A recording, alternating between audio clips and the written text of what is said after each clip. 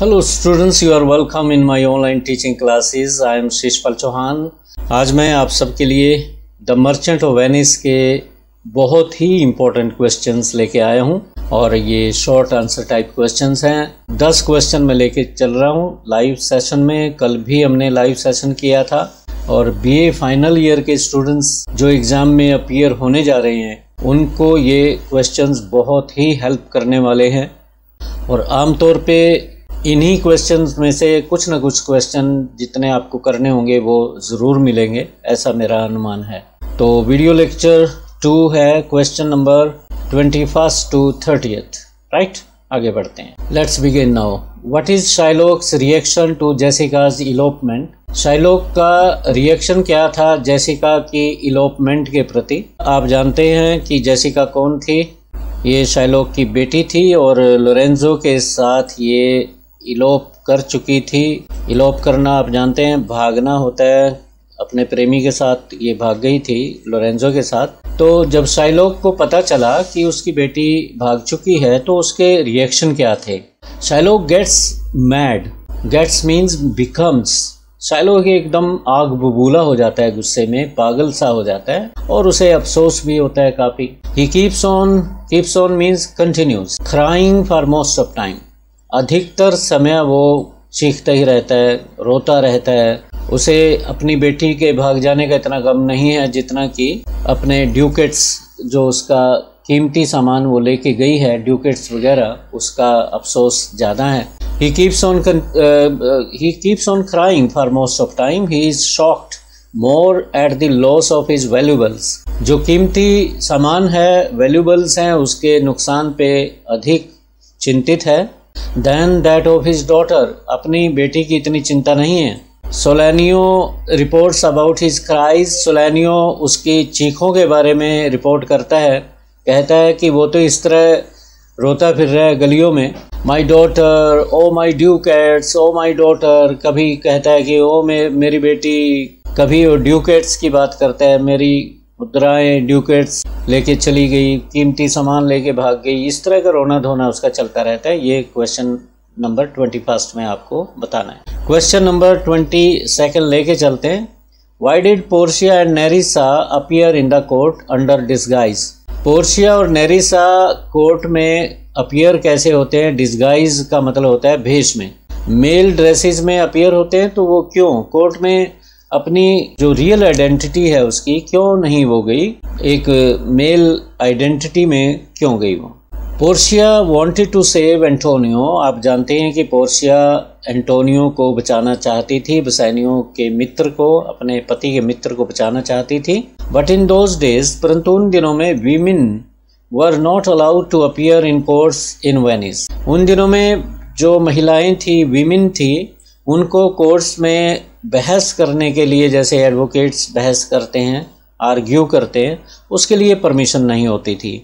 So she had to appear in court in disguise. इसलिए उसे court में भेष बदल के ही जाना पड़ा, डिस्गाइज में जाना पड़ा। अपनी जो पब्लिक आइडेंटिटी थी, उसकी अपनी पहचान थी, जो रियल पहचान थी, उसको छोड़ के जाना पड़ा। She was in guys of a lawyer. एक वकील के भेष में गई थी वो। And नेरिसा was a clerk. और नेरिसा भी एक मेल क्लर्क के रूप में गई थी, मेल ड्रेस पहन के गई थी। 23rd क्वेश्चन लेके चलते हैं। Why did Portia allow Bassanio to leave for Venice just at the time of their marriage? Question है कि पोर्शिया बसानियो को अलाउ करती है, परमिशन देती है। जब उनकी शादी का वक्त था तो वो अपने पति को, बसानियो को कहती है कि तुम जाओ अपने मित्र को बचाओ जाके। ऐसा क्यों कहती है? Portia and Bassanio were about to marry. अब जो रियल में मैरिज होती है, जो फॉर्मेलिटीज़ हैं, रिंग वगैरह की तो होगी थी इनकी, तो जो अब फॉर्मेलिटीज़ बची थी शादी की वो करनी थी। तो बसानियो को मैसेज आता है कि उसका दोस्त एंटोनियो मुसीबत में है और यही बात पोर्शिया को पता लगती है। तो पोर्शिया कहती है कि पहले आप अपने मित्र को, एंटोनियो को बचाओ जाके, और सारे काम बाद में होंगे। But at that very time Bassanio received a letter from Antonio. जब इनकी शादी की जो विशेष रस्में थी वो होनी थी, तभी बसानियो को एंटोनियो की तरफ से एक लेटर आता है, whose life was in danger, जिसका जीवन खतरे में था। Shylock was adamant, adamant means जिद पे अड़ा होना, जिद पे अडिग था वो अपनी। Taking 1 pound of flesh from his body, Antonio के शरीर से 1 पाउंड मांस लेने की जिद पे अड़ा हुआ था, जबकि उसको ऑफर दी गई थी कि तुम जितना भी पैसा है, सारा जो लोन लिया था बसानियो ने 3000 ड्यूकेट्स का, उसके दुगने तिगने चौगने पैसे ले लें। परंतु वो एंटोनियो को मारना चाहता था, अपने प्रतिद्वंदी को अपने रास्ते से हटाना चाहता था किसी भी तरीके से। So Portia allows Bassanio to go at once to help his close friend, तो पोर्शिया उसको कहती है बसानियो को तुम जाओ अपने मित्र की मदद करो। और खुद भी उसने निर्णय कर लिया था कि वो मेल ड्रेस पहन के वकील के वेश में नेरिसा को अपने साथ ले जाएगी क्लर्क के रूप में, तो वो खुद कोर्ट में पेश होगी। 24th question, right a note on the importance of the casket scene. Casket scene की महत्वता के बारे में आपको बताना है। The casket scene is very important in the merchant of Venice. The merchant of Venice में कास्केट सीन बहुत ही अहम है, बहुत ही इम्पोर्टेंट है। फर्स्ट, पहली इंपॉर्टेंस क्या है? Bassanio wins Portia's hand to marry her by selecting the right casket. पहली बात, बसानियो पोर्शिया का हाथ जीत लेता है, मतलब शादी करने के लिए जो राइट कास्केट था उसने उसको ही चुना, सही कास्केट को चुना, अपनी बुद्धिमत्ता का, अपनी इंटेलिजेंस का परिचय दिया। दस टू लवर्स कम टुगेदर, इस तरह से दोनों प्रेमी इकट्ठे हो जाते हैं। सेकंड इम्पोर्टेंस ये है कि we come to know about Portia several qualities.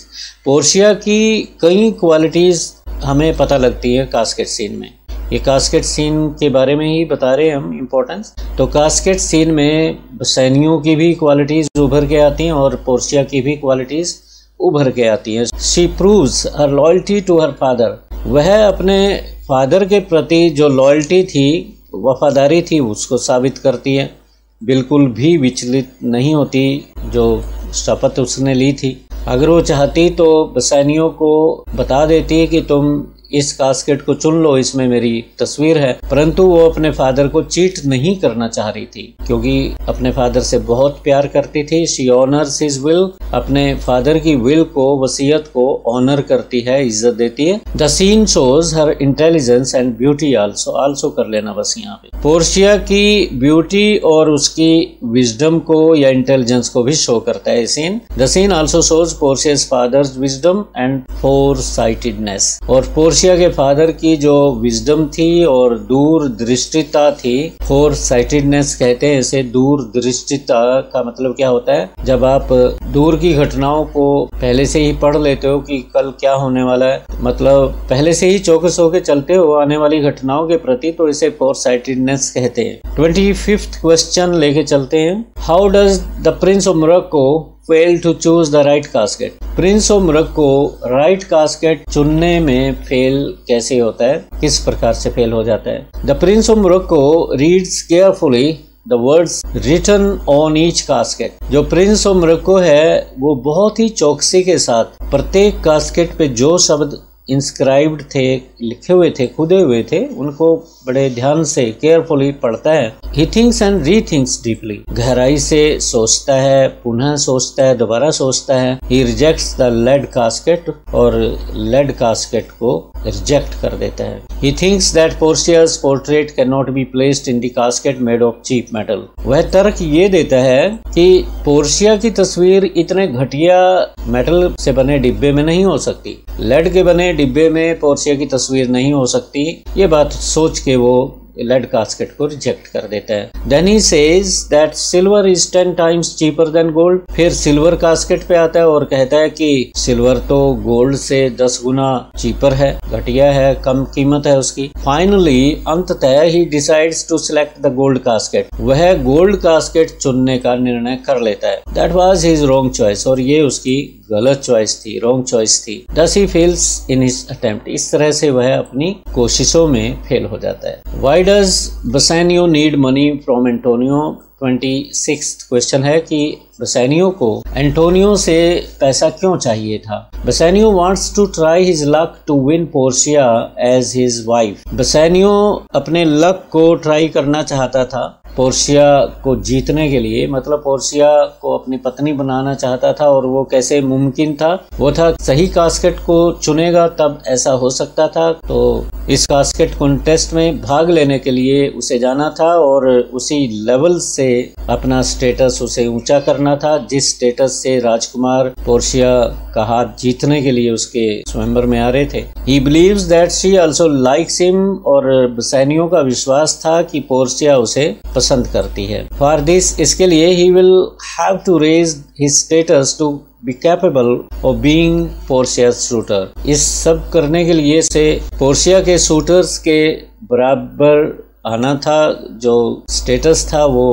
उनकी बराबरी का करना था। सो ही नीड्स ए लोन, इसलिए उसे एंटोनियो से एक लोन चाहिए था, पैसा चाहिए था, ताकि वो जब पोर्शिया के मैंशन में जाएगा तो वहाँ उपहार लेके जाएगा और ड्रेसअप इस तरीके से होगा जैसे राजकुमार वहाँ पहुँचे हुए थे। Prince of Morocco, prince of Aragon, ये सारे पहुंचे हुए थे। He also thinks by marrying Portia he will be able to pay off Antonio's loan। और वह यह भी सोचता है कि अगर पोर्शिया से उसकी शादी हो जाती है तो एंटोनियो के सारे लोन चुकता कर देगा। 27th क्वेश्चन लेके चलते हैं। What kind of money lender Shylock is? Shylock किस प्रकार का मनी लेंडर है, उसकी जो बातें हैं वो सारी बतानी है आपको कि शाइलॉक किस तरह से हाई रेट ऑफ इंटरेस्ट पे पैसा देता है, कितना क्रूअल है। Shylock is a cruel and heartless money lender. Shylock एक निर्दयी, क्रूअल मीन्स निर्दयी, हार्टलेस मीन्स जिसमें दया भाव नहीं होता, जिसके अंदर दिल नहीं होता, ये नहीं, मतलब इसका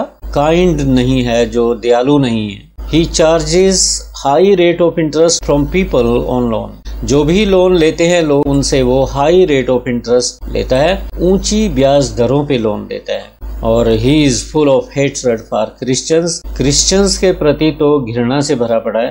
ही इज ए मर्सीलेस फेलो, बिल्कुल दयाहीन है, निर्दयी है, कैलस है। He wants to kill Antonio by taking 1 pound of flesh from his heart. और एंटोनियो को मारना चाहता है क्योंकि वो वक्त पे लोन चुकता करने में हार गया था, दे नहीं पाया लोन उसका वापस, तो ड्यूक के कोर्ट में ये केस चला गया और according to the law of Venice he was to be killed. Shylock succeeded in getting his conditions cleared. Shylock सफल हो जाता है कि जो कंडीशन उसने कॉन्ट्रैक्ट में रखी थी वो पूरी करवाए कि शाइलॉक के शरीर का 1 पाउंड मांस वो ले लेगा। 28th question, right a short note on the opening scene of the play. इस प्ले का मर्चेंट ऑफ वेनिस का जो ओपनिंग सीन है उसकी महत्वता के बारे में, उसकी इंपॉर्टेंस के बारे में लिखना आपको। The opening scenes in all Shakespearean plays are very important. आप जानते हैं कि जो भी ओपनिंग सीन्स होते हैं विलियम शेक्सपियर के प्लेज में सारे बहुत ही इंपॉर्टेंट होते हैं। They strike the key note of the play. जो ओपनिंग सीन होगा उस प्ले का की नोट स्ट्राइक करता है, मींस जो मेन स्ट्रीम थीम बनेगा उसको बता देता है, अंदाजा लग जाता है रीडर्स को कि क्या होने वाला है। In this play we meet several characters like Solanio, Salarino, Gratiano, Antonio, Bassanio and Lorenzo in scene 1 of the Act 1।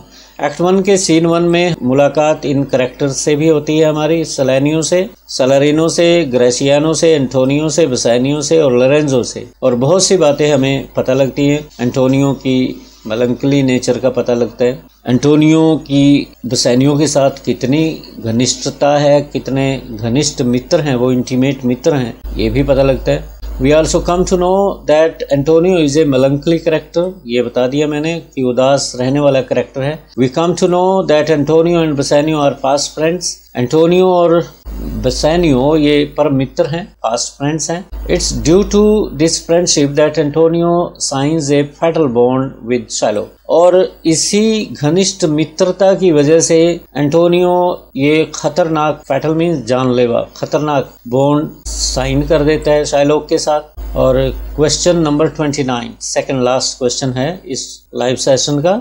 What does the opening scene of the play the merchant of Venice tell us about Antonio.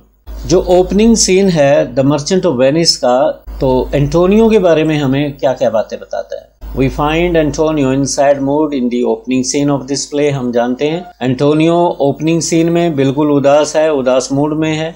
He is unable to know the reason for his sadness. अपनी उदासी का वो reason नहीं जानता, कारण नहीं जानता कि उदास क्यों है। But the most important thing about Antonio we find is his true friendship with Bassanio. जो सबसे महत्वपूर्ण बात है इस सीन में वो है एंटोनियो और बसानियो की मित्रता। ये परम मित्र हैं, इस ट्रू फ्रेंड्स हैं।